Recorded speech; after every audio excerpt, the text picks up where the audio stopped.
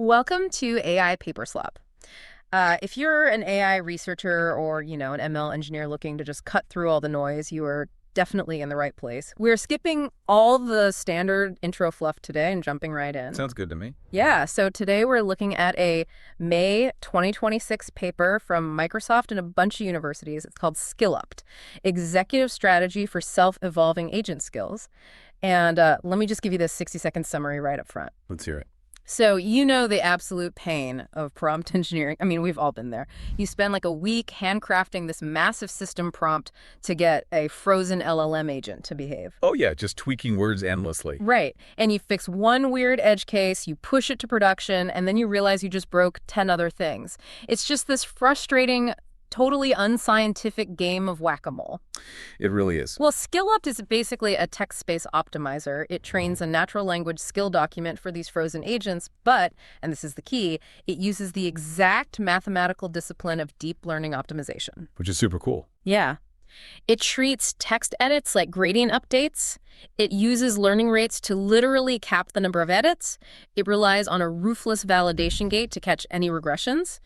It runs entirely offline, meaning it adds absolutely zero inference time cost at deployment. Zero, which is huge for enterprise. Exactly, and it just dominated like 52 out of 52 benchmark cells.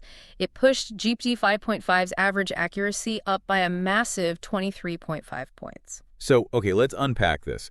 Because the idea of giving an agent a set of instructions, I mean, that's not new. Right, not at all. But the way we currently try to automate that process is deeply flawed. It's incredibly brittle. I mean, when we look at how the industry currently builds these agent skills, it usually falls into like 3 buckets. Okay, what are they? First, you have human handcrafting, which obviously that does not scale across thousands of enterprise use cases. No, nobody's time to write a custom prompt for every single API endpoint. Exactly.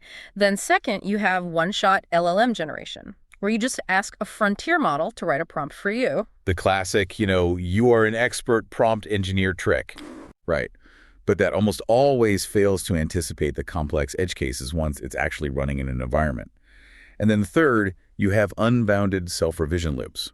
So methods like TextGrad or GPA fall into this category. Where they let the model look at its own failure. Yes. They let it see where it messed up and rewrite its prompt to do better next time. But wait, those self-revision loops just rewrite the entire document from scratch, don't they? Yep. Usually, yeah. Which leads to the exact whack-a-mole problem I mentioned earlier. Like, the model sees it failed a math question, so it completely rewrites the prompt to focus heavily on math verification. And in the process, it accidentally deletes the instruction that told it how to format the final JSON output. Exactly. It fixes one thing and destroys the scaffolding for everything else. We call those erratic semantic jumps. The model is essentially overcorrecting based on whatever failure it literally just saw in that moment. It has no discipline. None.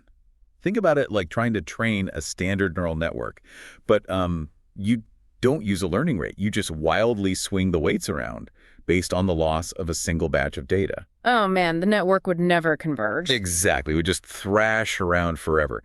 And that is exactly what happens with most prompt auto-tuning. It just thrashes. Which brings us to the operational analogy at the core of this paper, SkillOpt.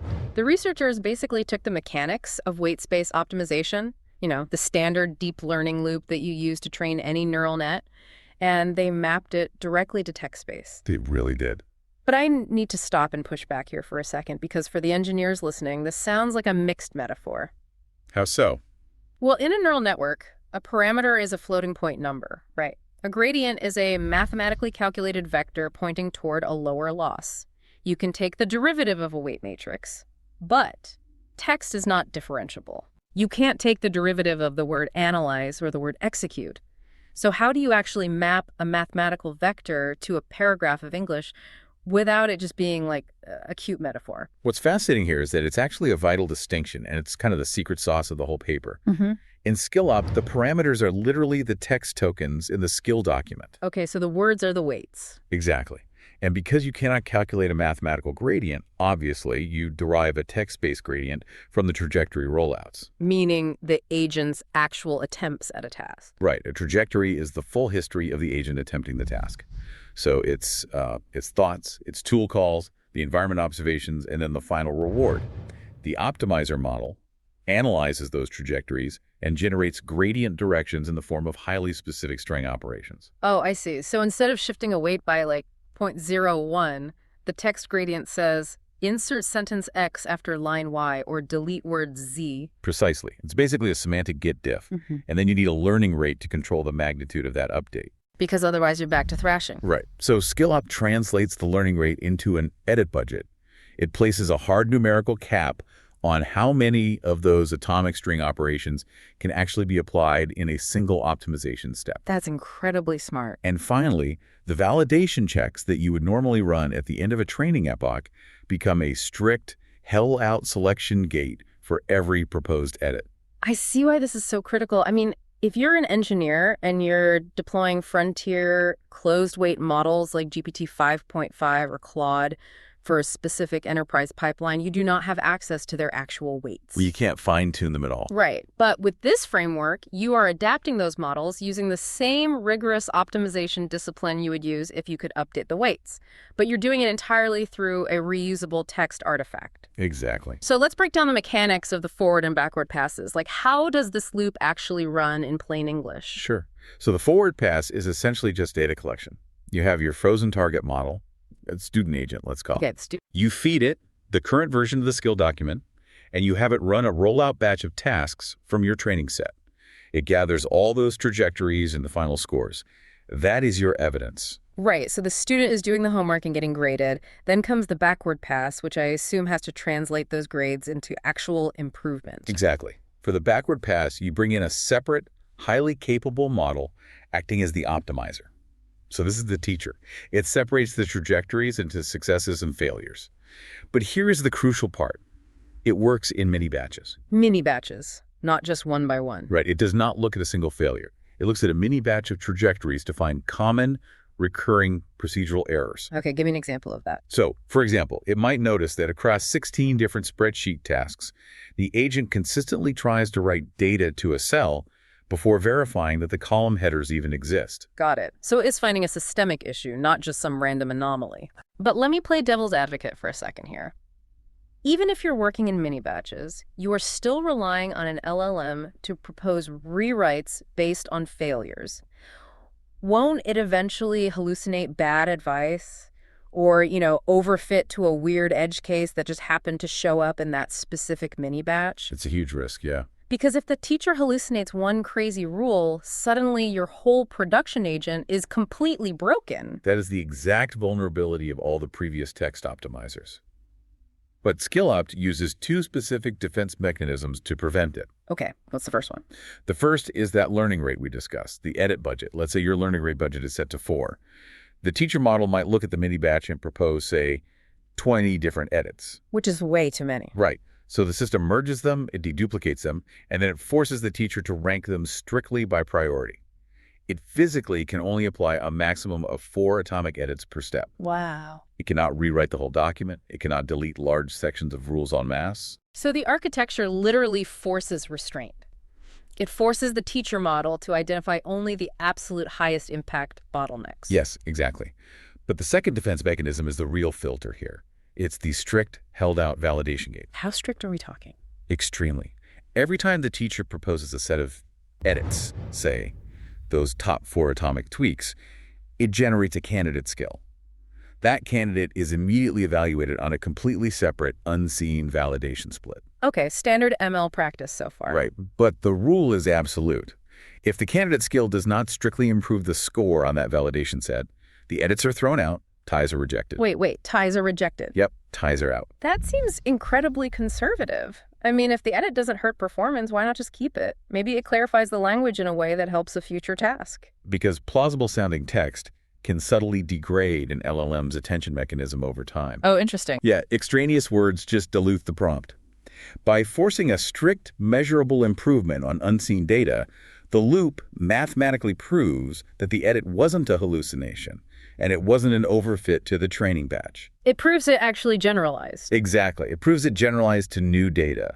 Okay, that makes sense for catching bad updates in the moment, but anyone who trains neural networks knows that optimization is a long game over multiple epochs, right? Absolutely. So if you just reject a bad edit and throw it out, How does the system remember not to try that exact same bad edit 3 steps later? I mean, in standard gradient descent, you have momentum.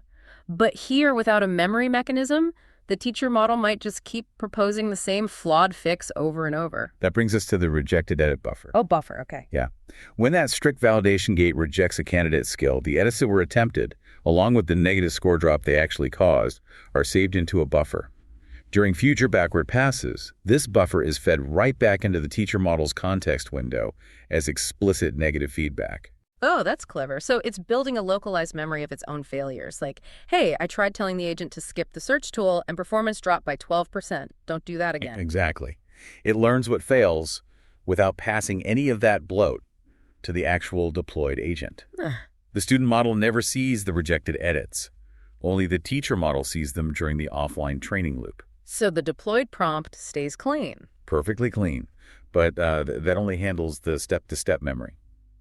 To maintain long-term stability, SkillOpt introduces an epoch-wise slow update. How does that differ from the step-level edits we just talked about? Well, at the end of a full epoch, the system zooms out for a longitudinal comparison. It samples 20 tasks and runs them side by side, using the skill from the previous epoch and the skill from the current epoch. Looking for trends, I'm guessing. Right. The teacher looks at these comparisons to spot persistent regressions, things that may be slowly degraded over the course of multiple updates, as well as durable successes. You know, I want to use a sports analogy here to conceptualize this because I think it helps. Go for it. The step-level bounded updates, those 4 atomic tweaks per step, are like your tactical players on the field. They are making split-second adjustments based on what the defense is doing right in front of them, like shift left or pass faster. Right, micro adjustment. Exactly. But they don't have the big picture. This epoch-wise slow update is the strategic head coach sitting up in the booth. The coach is analyzing the whole game film across the entire epoch, looking for long-term trends to write durable strategic rules for the entire team. That is a fantastic analogy. And structurally, SkillOpt enforces a hard separation between the two. Because if the players and the coach are just yelling over each other, you get chaos. Right. So the strategic head coach, the slow update, writes its guidance into a highly protected markup section inside the markdown file. It is literally fenced off with HTML-style comments that say slow update start. Let me guess. The step-level gradient is not allowed to touch that section. Correct. The local step-level edits are explicitly locked out from overriding the slow update block. The text-space gradient physically cannot modify those strategic parameters. The players on the field cannot overwrite the head coach's playbook. Exactly. That is incredibly elegant software engineering applied to prompt generation. It ensures the local optimization doesn't accidentally erase the long-term strategic wisdom. It is what keeps the optimization stable over long horizons. Without it, you just get prompt drift. But with it, the skill document genuinely acts like a converging set of learned weights. All right, the architecture is logically sound, but in our field, a beautiful theory means absolutely nothing without empirical results. Does this actually move the needle compared to existing baselines? Oh, it really does. Because looking at the data in the paper, the answer is just an overwhelming yes. The sweep of the benchmarks is massive. They evaluated SkillOpt across 6 diverse benchmarks: Search QA, Spreadsheet Bench, Office QA, Doc VQA, Live Math, and ALF World. That's a lot of ground to cover. Yeah, and they ran it across 7 different target models, ranging from frontier-scale GPTs all the way down to small open-source Quinn models. And they tested it across 3 different execution modes: Direct Chat, the Codex Harness, and the Claude Code Harness. Which gives us 52 unique evaluation cells. Right. And SkillOpt was the best, or tied for best, on 52 out of 52 cells. It completely swept the board. It's unheard of. It didn't just beat a zero-shot baseline with no skill. It beat human-written skills. It beat one-shot LLM-generated skills. And it beat all the previous state-of-the-art optimization methods, including Trace2 skill, TextGrad, and GPA. To give you a sense of the scale of improvement here on GPT 5.5 running in direct chat, SkillOpt provided an average boost of 23.5 absolute points over the baseline. 23.5 absolute points. That is not a minor statistical bump. That is a massive paradigm shift in how capable the model is at executing complex multi-step tasks. And importantly, it is not just acting as a crutch for massive models. It works incredibly well across scales. Yeah, that stood out to me as well. They took Qwen 3.54b, which is a tiny 4 billion parameter model, and tested it on Spreadsheet Bench. The baseline accuracy was a dismal 9.3%. Right. It basically couldn't use the spreadsheet at all. But when you plug in the optimized SkillOpt artifact, its accuracy jumps to 23.9%. That is a 2.6x jump in performance just by giving it a better text file. It's crazy. But the most profound finding in the paper isn't even the raw performance gain. It is the cross-harness transferability. Yes. Here's where it gets really interesting. The researchers didn't just test the generated skills on the exact models and harnesses they were trained on. They ran a transfer experiment. Yep. They took a skill that was optimized entirely inside the codex execution loop, meaning the teacher model only ever saw trajectories of an agent writing Python code and using codex-specific tools. And they took that exact text file and dropped it into the Claude code harness. And let's contextualize that for a second. Those are two completely different execution environments. They have different tool APIs, different syntax requirements, different command surfaces. If the optimizer was just learning brittle API hacks or overfitting to the UI of Codex, that skill file should have failed completely in Claude Code. But it didn't. It achieved a 59.7 absolute point gain over the Claude Code baseline without a single additional step of optimization. It just worked right out of the box. If we connect this to the bigger picture, that transferability proves what the optimizer is actually learning. It is learning fundamental, universal procedural knowledge. So what does procedural knowledge actually look like in text? Because a 59.7 point jump means it's doing something profound. Well, procedural knowledge transcends syntax. It's learning the discipline of execution. Like what? It learns things like how to systematically verify a formula across a massive spreadsheet before submitting an answer, or how to structure a search query so you don't get flooded with irrelevant tokens. Things human engineers know to do. Right. Or how to explicitly backtrack and clean up your workspace when an error occurs, rather than just blindly retrying the same failed command over and over. That discipline is encoded in natural language, which means it is inherently portable. Which means you can train the skill once using a massive, expensive frontier model, acting as the teacher, audit the resulting text file to make sure it aligns with your security policies, and then deploy it across thousands of much cheaper student models, or even entirely different agent frameworks. Exactly. It's plug and play. But I have to push back hard here on the practical realities of actually doing this, because you just outlined a system where we run forward passes to gather trajectories. Then a heavy teacher model evaluates mini batches, proposes edits, deduplicates them, ranks them, and generates candidates. Then every candidate is run through a strict validation gate on a held out set. If it fails, we update a rejected edit buffer and try again across multiple epochs. For an enterprise listener right now, that sounds like millions of API calls. The inference cost to train this must be astronomical compared to just having a senior engineer spend a week writing a system prompt. That is a totally valid critique, and the paper is very transparent about this. The training cost is significant.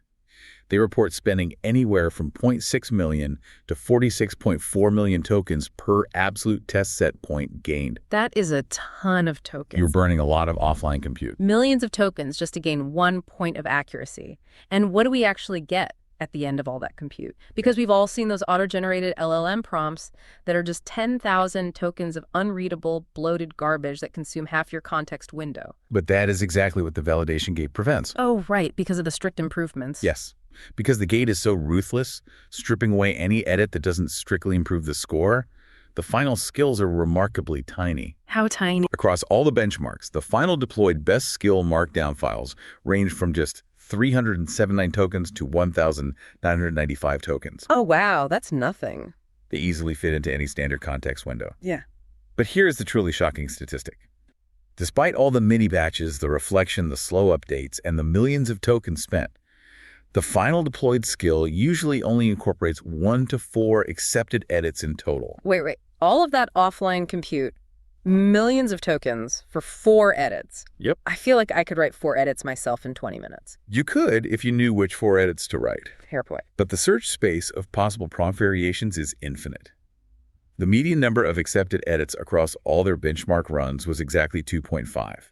The optimizer is proposing hundreds, maybe thousands of edits over the course of training.